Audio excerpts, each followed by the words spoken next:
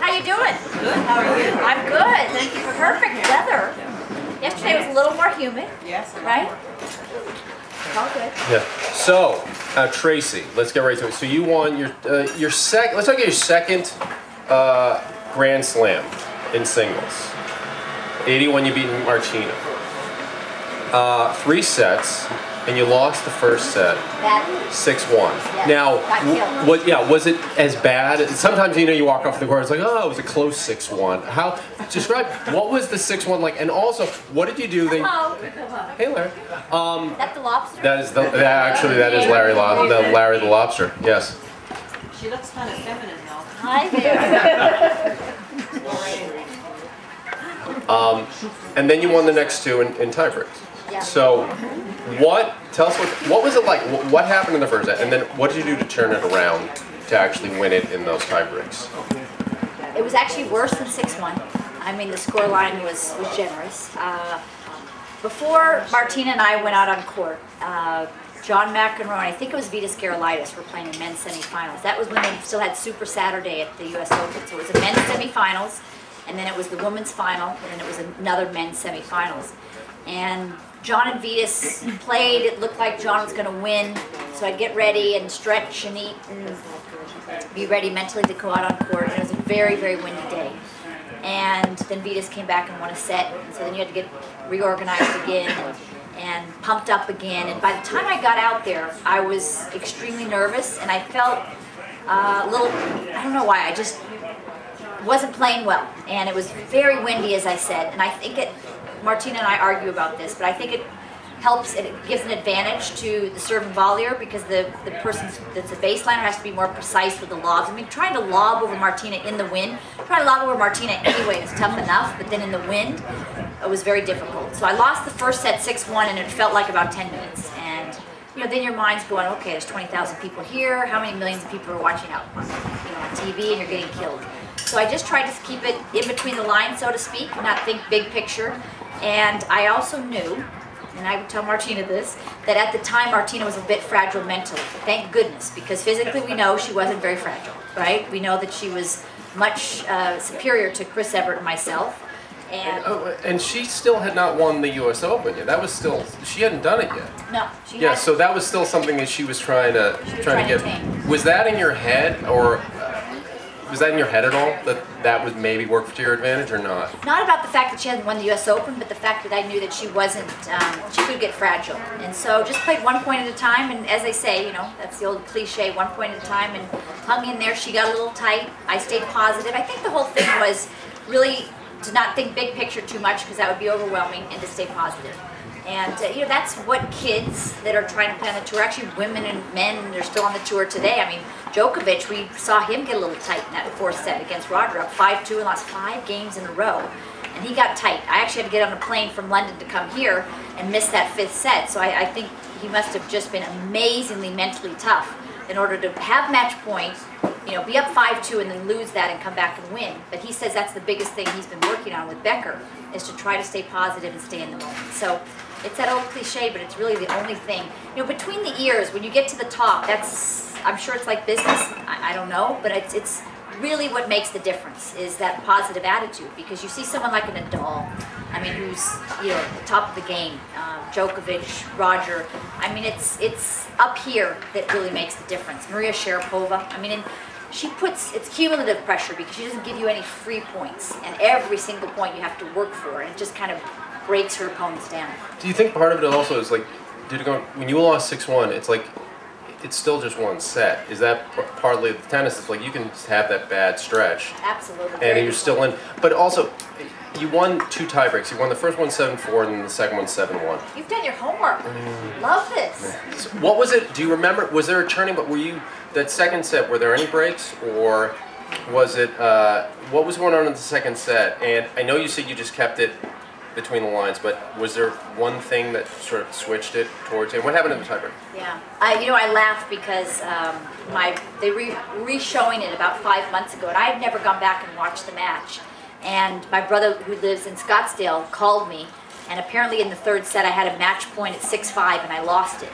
Now, if I lost a match point in the U.S. Open now, I mean, I think I would not be able to focus. I'd be so angry, and I'd be so, I'd be looking backwards the whole time and not thinking of the future. But I didn't even know to the day 4 months ago that I had a match point and lost it. So I was very good about moving forward next point.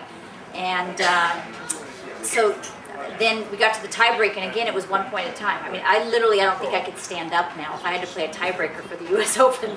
And I would know too much about how big it was and what was on the line, and I did change my strategy, not purposefully. It just seemed like there was an opening. Martina's backhand was much weaker than her forehand, so I'd been just pinpointing the backhand, and finally in the tiebreak, I just changed it where I went to the forehand, and she was looking for the backhand and hit 3 winners. So it wasn't like she claims. It's funny because she claimed on TV like 3 years ago we were redoing the match, re-commentating the match live when it was raining, and she goes, "Then this is where your coach came and must have told you to hit the ball down the line."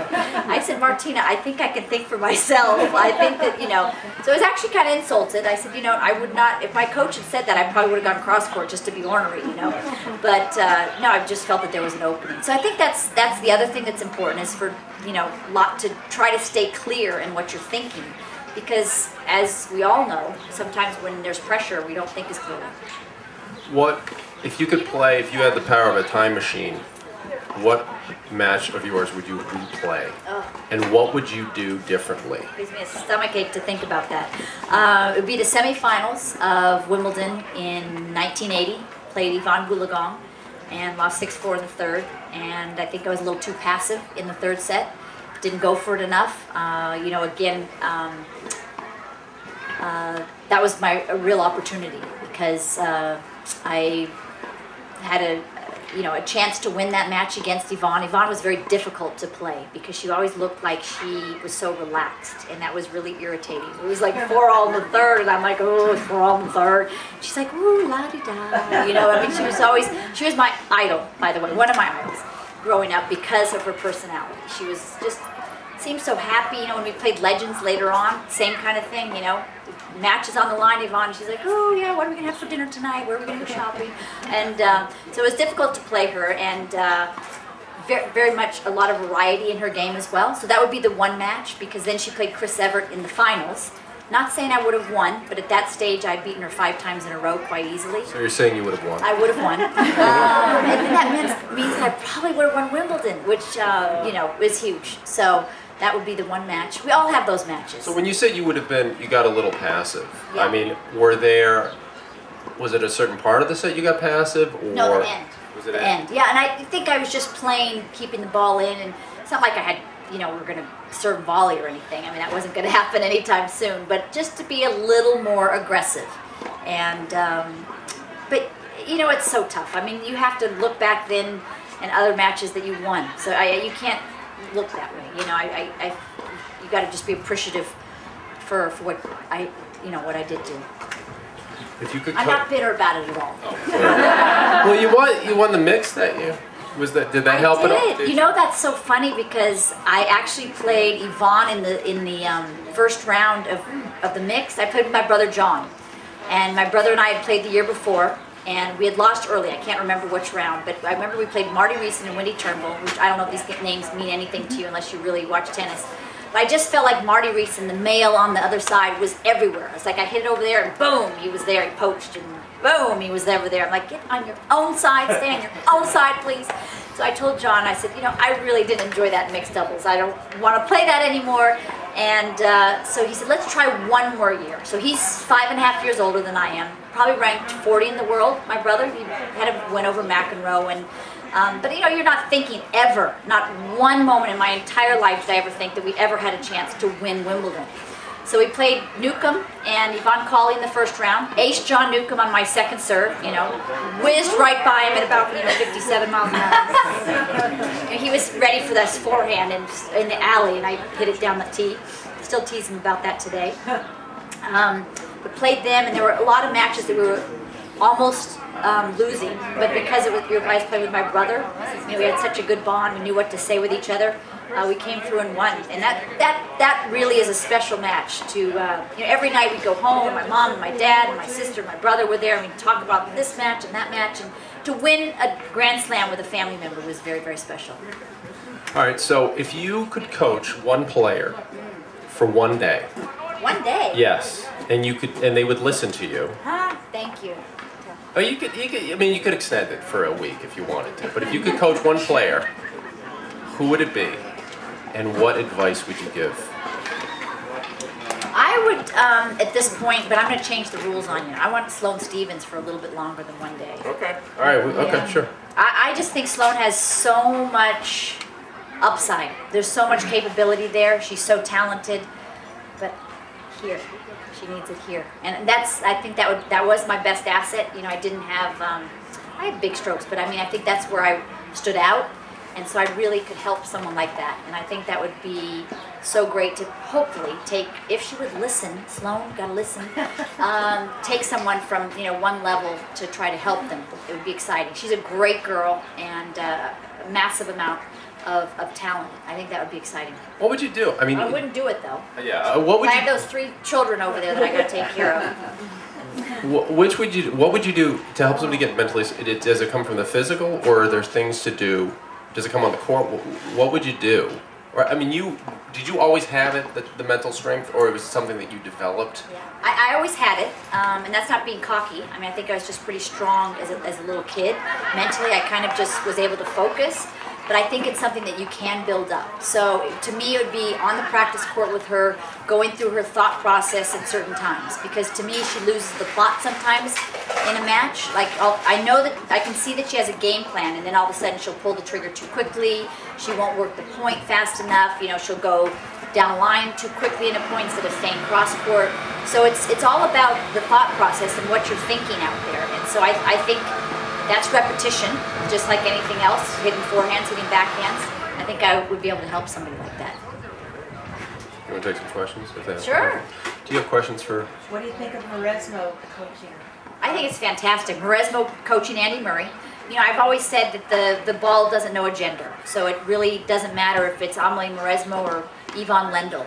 And, you know, Amelie Maresmo is a real thinker on court. I love to watch her, not only that, but I really respected the way that she played, because so many players today just use the court, you know, left and right. They don't use up and back. So they're not using the full rectangle of the court, so to speak. Whereas Amelie Maresmo would hit a slice, and it wouldn't necessarily always be a deep slice. It could be a short slice, and then she'd hit it back deep over there, and then it could be a slice down here again, and then a little top spin over here. So she was constantly thinking. She kind of saw the court in 3D.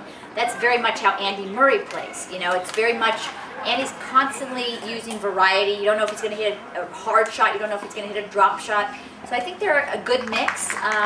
Amelie's a great person as well. I think that Andy respects her. I also really respect the fact that Judy Murray must have done a great job with Andy, because there are a lot of men that would not hire a woman like that. And so I think he has a tremendous amount of respect for women.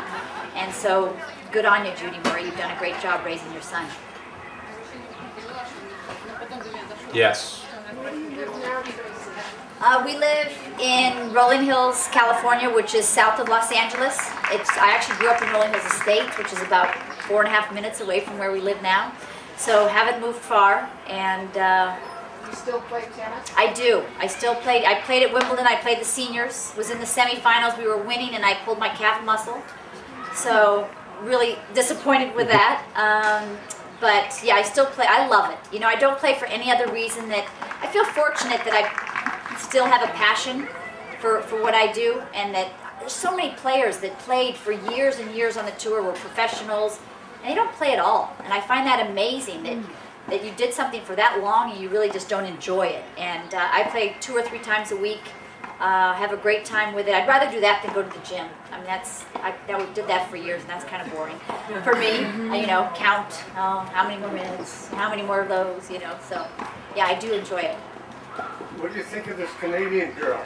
Oh, she's amazing, Isn't Jeannie she great? Bouchard. She's just fantastic. Very exciting time, actually in men's and women's tennis. Because, you know, we've had the top 4 in men that have been there for so long. They've won almost every single Grand Slam.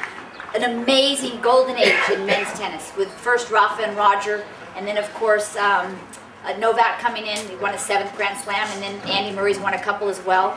But it's nice to see Dimitrov come in, Raonic come in on the men's side. So you can see that when those guys eventually retire, someday they will, that you can see that those shoes will be filled. And by Dimitrov is Raonic is a good guy, his serve is amazing.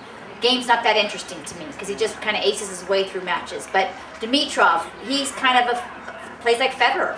I didn't think we'd have anybody as exciting as Federer, and he's got so much variety. So that's Maria's boyfriend, by the way, Dimitrov. Nice guy, cute guy. And then on the women's side, Jeannie Bouchard, she is so driven. At 20 years old, she knows where she's going, and you better not get in her way because she is very driven and very disciplined, and I think she's a Grand Slam champion in the future. Went up against the buzzsaw against Kvitova in the final. I mean, Kvitova, 55 minutes. I mean, just, you know, aces and winners left, right. I hope Kvitova is able to keep this up because in 2011 won Wimbledon and then went somewhere. I mean, we were all kind of surprised why she wasn't dominating after that.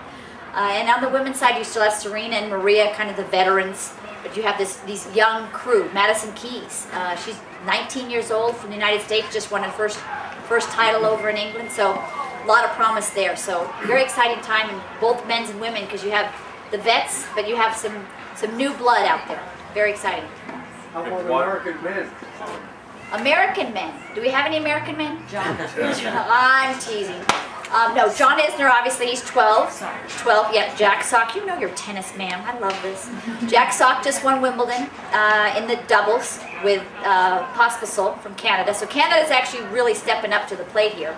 And I see a lot of kids, you know, a young kid, Noah Rubin, won the boys Wimbledon. Now that doesn't necessarily mean that transition is going to happen, but he beat Stefan Kozlov, which is another American boy, and Taylor Fritz got to the semifinals. So we had 3 out of the 4 of international in the juniors were American. So I think we're right on the edge. I see some girls that have a lot of promise in the United States as well. I think we're going to see a breakthrough. It's just more the globalization of tennis. It's more difficult to break into the top 100.